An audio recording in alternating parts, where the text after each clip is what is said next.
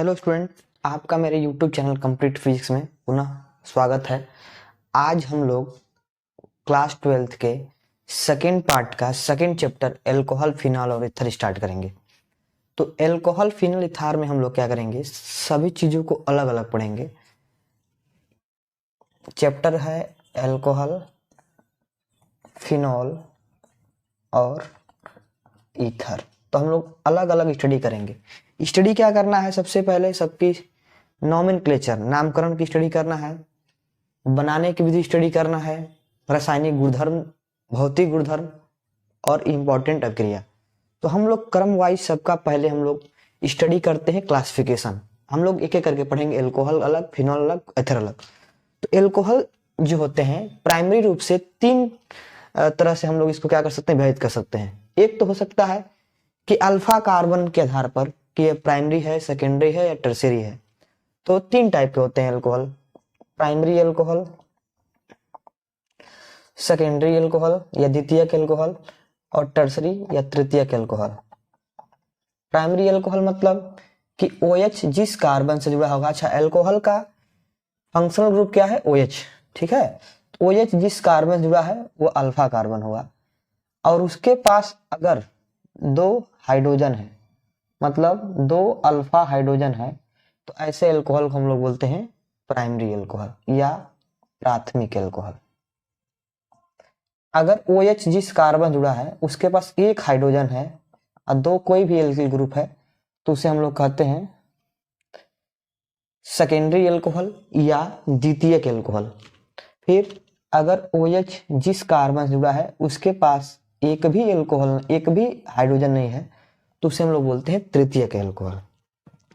फिर होता है एक एलिलिक एल्कोहल और एक होता है बेंजिलिक एल्कोहल।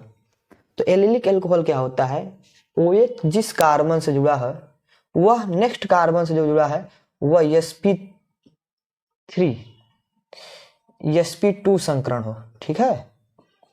यानी अल्फा कार्बन किसी कार्बन कार्बन डबल बॉन्ड से जुड़ा हो, तो ऐसे एल्कोहल को हम लोग बोलते हैं एलिलिक एल्कोहल, ठीक है।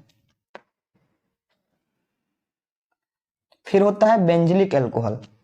अगर रिंग से कोई CH2 जुड़ा है और फिर उससे OH जुड़ा है, तो इसे हम लोग कहते हैं बेंजिलिक एल्कोहल। तो ये तो हो गया क्लासिफिकेशन।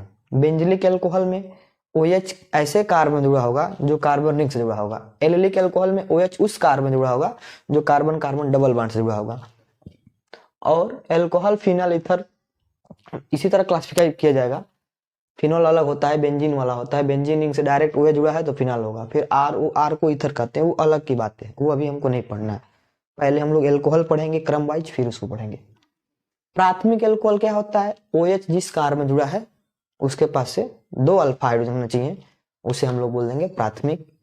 OH जिस कार्बन जुड़ा है उसके पास एक अल्फा हाइड्रोजन, बाकी कार्बन की संयोजकता किसी भी एल्किल समूह से प्रूव कर देंगे, पूरा कर देंगे, सेकेंडरी एल्कोहल। और OH जिस कार्बन जुड़ा है उसके पास अगर एक भी अल्फा हाइड्रोजन नहीं है, तो उसे हम लोग कहेंगे प्राथमिक एल्कोहल। अब हम लोग पढ़ेंगे, देखिए नामनक्लेचर हम चैप्टर के लास्ट में पढ़ेंगे। नामकरण जब हम होगा चैप्टर के लास्ट में पढ़ेंगे।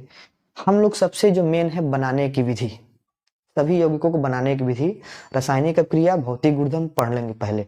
तो हम लोग पढ़ेंगे एल्कोहल बनाने की विधि। अच्छा, एल्कोहल को एक और तरीके से हम क्लासिफाई कर सकते हैं, किसके बेसिस पर, on the basis of number of OH, कि उसमें OH कितना है।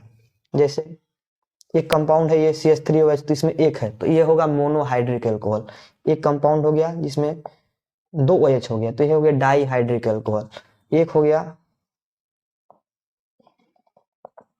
जिसमें तीन है, तो ये हो गया ट्राईहाइड्रिक एल्कोहल। तो हम लोग जो पढ़ेंगे वो मोनोहाइड्रिक एल्कोहल पढ़ेंगे, यानी जिसमें एक OH ग्रुप हो, उसके बनाने की विधि हम लोग पढ़ेंगे।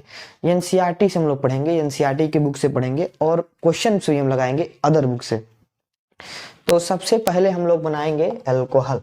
फिनॉल और ईथर हम मिटा दे रहे हैं, हम लोग पढ़ेंगे एल्कोहल बनाने की विधि। तो एल्कोहल बनाने की विधि सबसे पहले हम लोग पढ़ना है एल्कीन से। किससे, एल्कीन से। तो एल्कीन से दो तरीके से बना सकते हैं। पहला है हमारा अम्ल के जल योजन द्वारा, अम्ल के जल योजन द्वारा, जल योजन उत्प्रेरक द्वारा। दूसरा वी हाइड्रोबोरेशन, हाइड्रोबोरेशन द्वारा, हाइड्रोबोरेशन या हाइड्रोबोरेनीकरण द्वारा। तो एल्किन क्या है? एल्किन मतलब ऐसा कंपाउंड, ऐसा हाइड्रोकार्बन जिसमें कार्बन और कार्बन बीच डबल बॉन्ड होता है, उसे हम लोग कहते हैं एल्किन। तो अगर हम एल्किन का, एक एल्किन है, अगर हम एल्किन का वाटर से क्रिया करते हैं इन द प्रेजेंस ऑफ अम्ल उत्प्रेरक, तो ये क्या हो जाता है? बन जाता है हमारा, क्या बन जाता है? अल्कोहल। अब इसका एक एग्जाम्पल देखेंगे हम लोग, प्रोपीन का एग्जाम्पल हम लोग कराएंगे, प्रोपीन से क्रिया कराएंगे। तो propene CH3 CH double bond CH2 मैक्स H2O और H प्लस। तो H2O का पॉजिटिव पार्ट और negative part, Markovnikov addition rule लगाएंगे। तो मार्कोनिकॉफ के नियम द्वारा इसका नेगेटिव पार्ट डबल बॉन्ड के उस कार्बन से जुड़ेगा जिसके पास हाइड्रोजन की संख्या कम हो।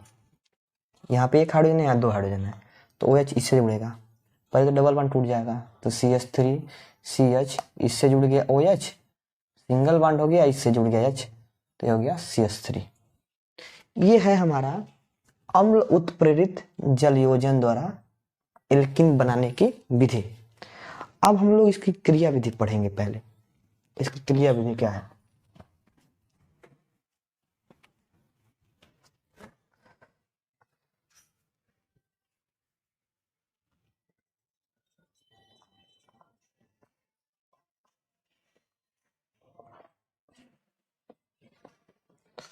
सबसे पहला इसमें क्या है? प्रोटानीकरण। प्रोटानीकरण, तो प्रोटानिजेशन किसका होता है? वाटर का।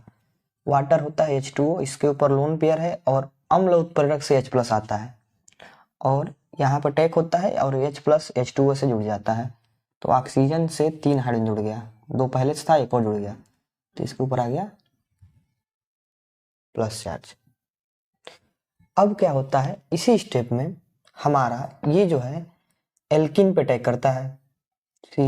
हम एक एग्जाम्पल लेके चल रहे हैं, CH3 CH double bond CH2, और ये हो गया, क्योंकि ऑक्सीजन के ऊपर प्लस चार्ज, और ऑक्सीजन एक क्या है? इलेक्ट्रोनेगेटिव एलिमेंट है, विद्युत ऋणात्मक तत्व। एक कहता है हमको नहीं चाहिए माइनस, प्लस हमको नहीं चाहिए, प्लस हटाएं, यानी अनस्टेबल है, तो तुरंत प्लस क्या करता है? हटाने की कोशिश करता है, तो इसीलिए तुरंत डबल बॉन्ड पे अटैक करता है। डबल बॉन्ड इस हाइड्रोजन पे अटैक करता है, और ये क्या करता है? इलेक्ट्रॉन देके निकल जाता है, यानी इसके ऊपर आ गया H, ये हो गया CH3 CH, और ये हो गया सिंगल बॉन्ड, और ये हो गया CH2। इस पर आ गया हमारा, ये तो H2O के रूप में निकल गया पुनः, H2O के रूप में, और इस पर आ गया हमारा एक H, ये वाला हाइड्रोजन। ठीक है, अब ये हाइड्रोजन आया, तो एक मिनट रुकिए, इस पर हाइड्रोजन जुड़ेगा CH3 पर, CH2 से हाइड्रोजन जुड़ गया, ये हाइड्रोजन से जुड़ गया, और इस पर आ गया हमारा प्लस चार्ज, मतलब बना कार्बोकेटायन। क्या बना? कार्बोकेटायन। अब क्या होता है? पहला स्टेप हो गया। दूसरा स्टेप क्या है?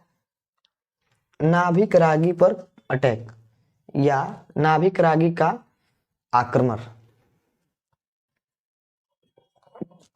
Electrophilic attack. ये हो गया CH3 CH प्लस CH3, और फिर ये वाटर पे अटैक करता है।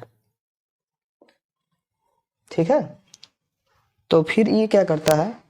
ये जो है कार्बोकेटायन,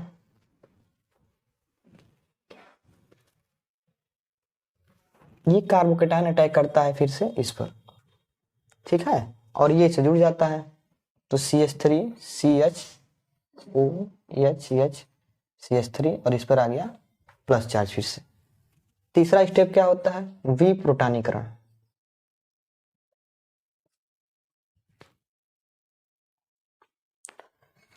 जो H प्लस अम्ल से लिया था, क्योंकि ये उत्प्रेरक था, तो H प्लस बॉन्ड लेके निकल जाता है H प्लस के रूप में, और प्रोडक्ट बन जाता है CH3 CH CH3 OH H।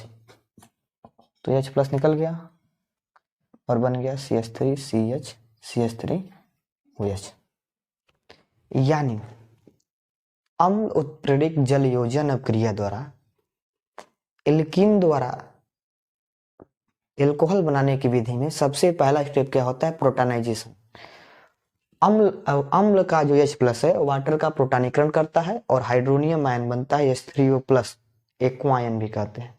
फिर ये उसी स्टेप में एक्वा आयन हमारे एल्कीन के डबल बॉन्ड पे अटैक करता है और H प्लस देता है, जिसके पास हाइड्रोजन संख्या ज्यादा होगी उसको, और एक कार्बोकेटायन का निर्माण होता है। अगर ये H इसको देता तो कार्बोकेटायन ये बनता और ये कार्बोकेटायन अनस्टेबल होता।